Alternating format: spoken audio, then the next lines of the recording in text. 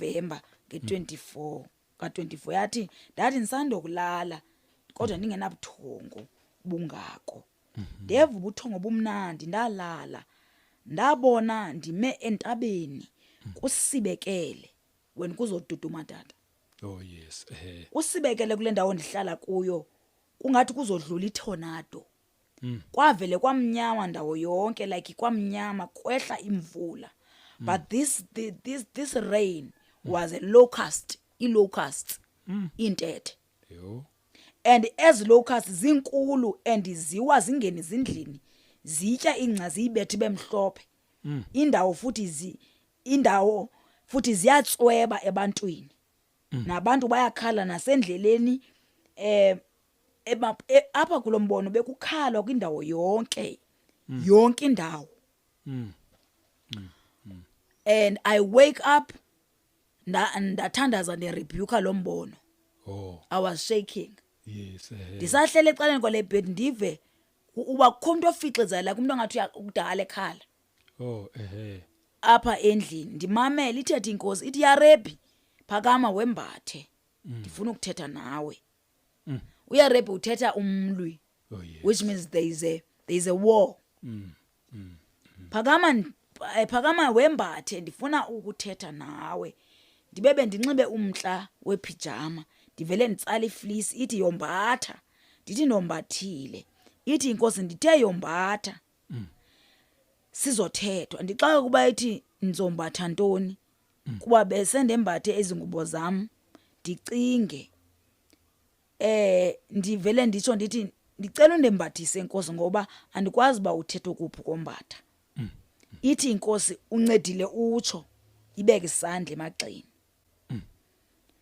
Yathi lento uyibonayo yinto ezokwenzeka apha eSouth Africa. Lingadlulanga ixesha elide. Ke wena njengommemezeli memezele ezintabeni. Memezela kwiindawo zonxibelelano kwizikumkani zonke kurhulumente wonke. Ophethe elilizwe laseSouth Africa. President bonke abaphetheyo nabasebephumile. Uba ndithi ndidiniwe kukunyamezela ububi. Negazi eliphalala every day.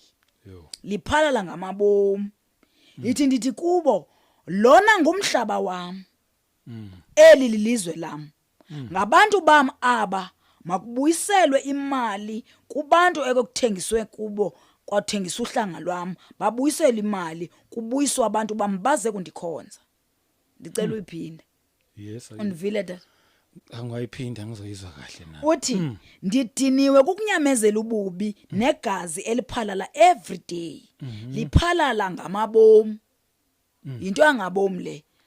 Ayo mistake. Yes. Yithi kubo lona ngumhlaba wam. Yes. Eli lilizwe lam. Aba ngabantu bam. Makubuyiselwe imali kubantu ekuthengiswe ngayo uhlanga lwam. Kubuyiselwa abantu bam kumbaze kundikhonza. Which means sithengisiwe tata. Oh yeah. So abantu abathengise ngathi mabahambise imali. Yes. And then ke kubuye thina. Sakwazi ukuthi sikhonze kahle. So ithatha lento ke kubantu abaphetheyo. Andazi noba kunemali bantu tamkhulu Cyril Ramaphosa Tata Thabo Mbeki Jacob Zuma babu Jacob Zuma mhlambi kunento eniyaziyo ngokuthengiswa kwethu kodwa kuthiwa ngoku mayibuye lo mali mayanjiswe lo mali kuzobuya uhlanga because elilizwe ayililo inkosi ngoku kuthengiswe ngalo. Ithi ke ngoku babuye abantu bambaye kundikhonza kungenjalo isikhalo esakhalwa eyiphutha kusweleke amazibulo the firstborn siyakuba ngaphezulu apha eSouth Africa. Kunesikhalo sasiyiphutha kuyokhala abaphathi norhulumente amabambela nabaphakathi buyiselani ilizwe lam kum buyiselana abantu bam mabakhululwe. Emveni kokundothuka ndathi inkosi ndiyabonga ukuva kodwa nokwazi ngoba ndimncane for lo msebenzi andigqamanga andaziwa ndaye ndiyesaba. So mna ke tata. Yes. because ke tata izinto azilulanga awunovela usuku uyombiza uyothetha lonto. Yes. Ndiyoyika uhamba ndodwa andizazi nezirhuluneli ziphi zihlalaphi. And ezirhuluneli ziyagadwa. Yes.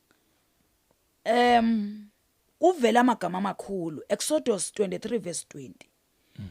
I think ngulowa ndithume isithunywa phambi kwakho. Oh, yes. yes. Uye ndithume isithunywa phambi kwakho.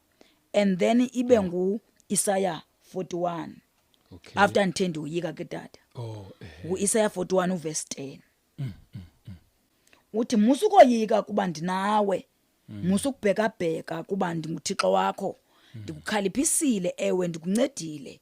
Ndikuxhasile ngesandla sami sokunene sobulungisa bam. Oh yes. Yabona bayakudana bahlazeke bonke abavutha umsindo ngawe. Ayakuba into engento adake amadoda abambana nawe. Don't talk to me, talk to my lawyer.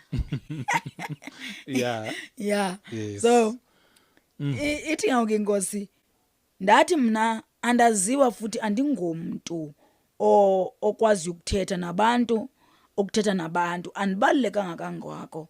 Ndivele ndalila ke ilento. Inkwavela amagama ke tata 1 Corinthians chapter 1 verse 27. Ndenzela ukhawulezisa. Yes. Uverse chapter 1 uverse u27. uThixo usuke wanyula izinto ezibubudenge zehlabathi ukuze azidanise izilumko nezinto ezingenamandla zehlabathi. Usuke uThixo wazinyula ukuze azidanise izinto ezomeleleyo nezinto zehlabathi ezingenabuntu nezingento yanto wazinyula uThixo nezingathi azikho ukuze aziphuthise ezikhoyo. Oh yes.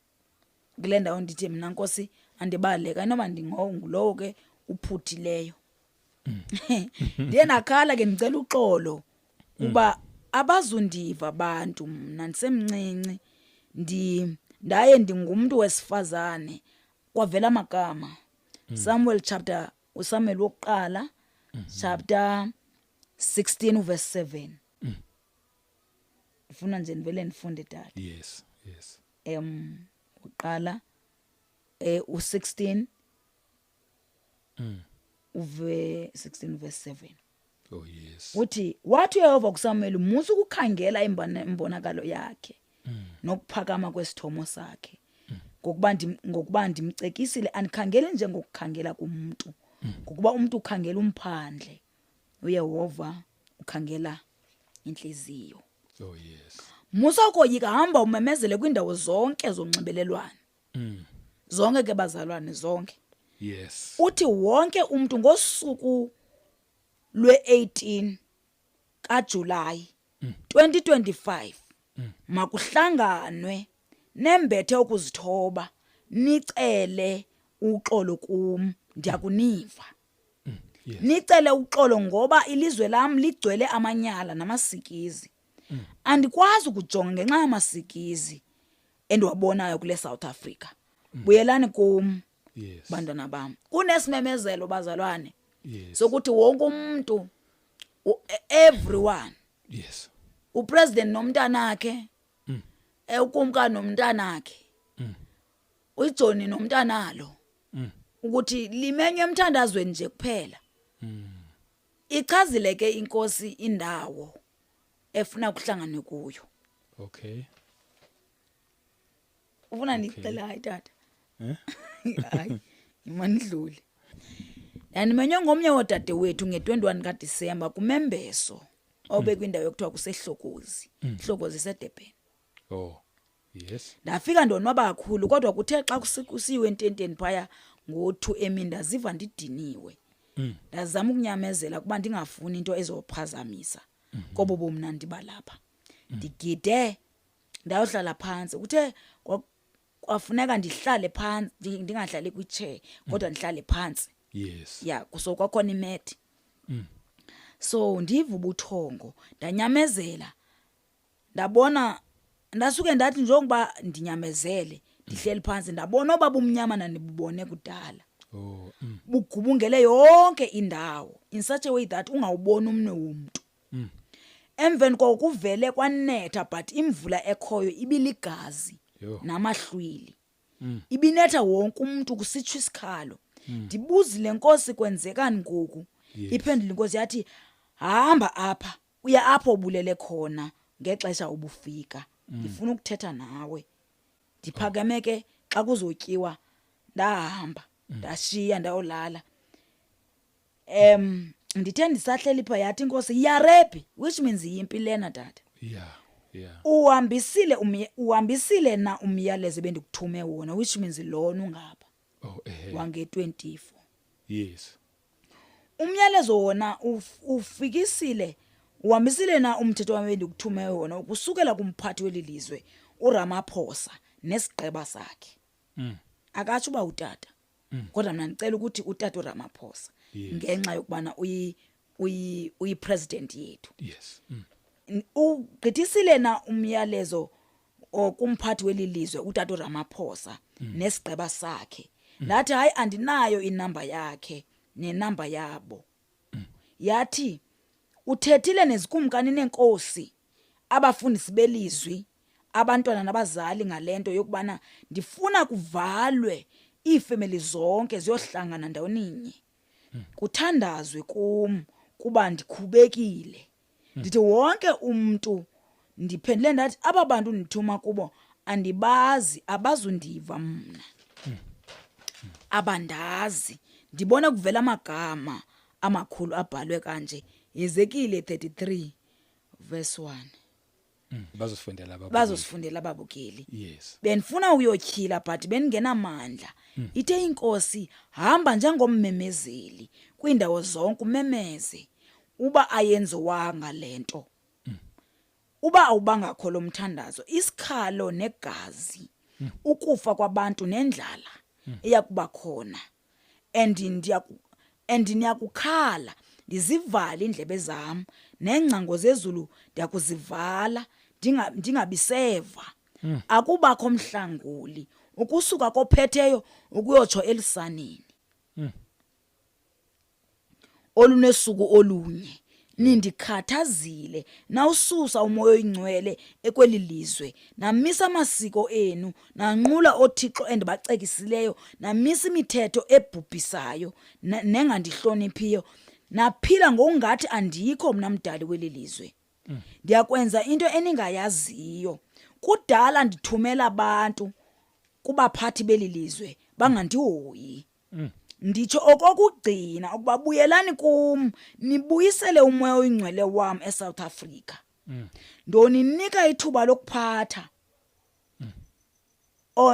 Nibuyisele umoya wam eSouth Africa ndaninika ithuba lokuphatha eSouth Africa, nasuka indawo yam nayenze ialtar yokubulala abantu bam bephila. Yo. Amagazi ayimijelo. Phendukani nenze okuphambeneyo.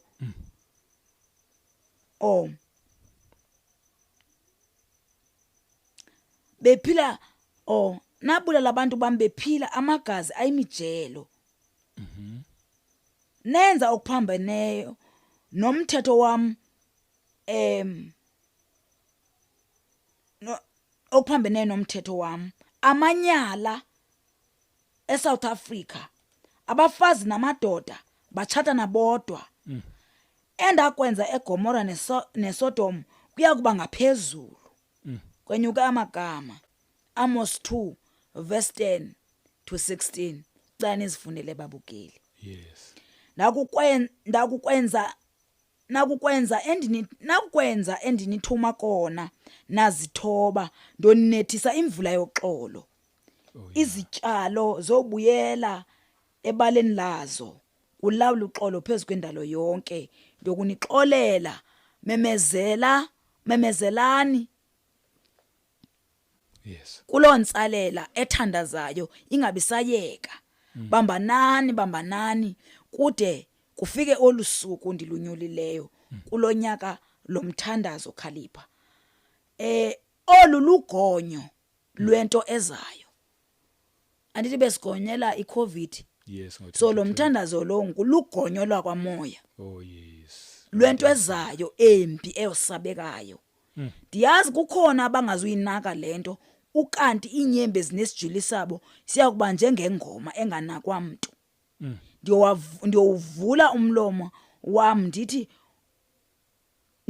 ndiyawuvala umlomo wami ndithi cwaka. Hamba kuRhandini umemeze kwiindawo zonke onendlebe zokuva makeve. Oh yes. Kude kube lo suku endilubekileyo phezu kweSouth Africa. Amen. Amen. So